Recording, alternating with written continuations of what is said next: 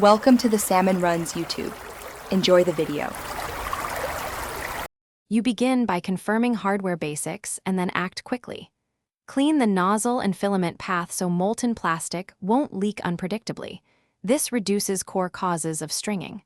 Load fresh filament and set a conservative extrusion temperature, roughly 5 to 10 degrees below the nominal value. Lower heat reduces oozing.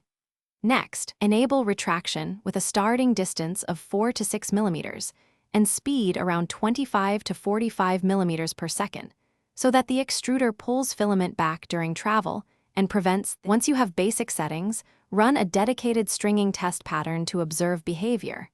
You will watch how threads form between close features.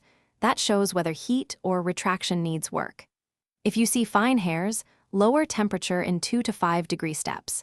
If persistent, increase retraction by 1/2 to 1 millimeter increments while reprinting the test. Also make sure to raise travel speed into the 150 to 250 millimeter per second range if your printer's motion can handle it.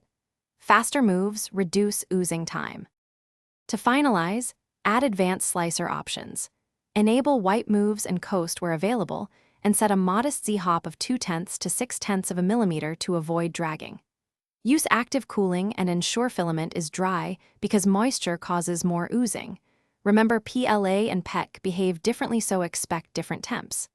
If problems continue, inspect extruder tension and the PTFE liner for wear. Replacing these parts often cures stubborn stringing. One key troubleshooting tip: if tests contradict, lower temp first before further retraction increases. Thanks for watching. Consider subscribing if we helped you.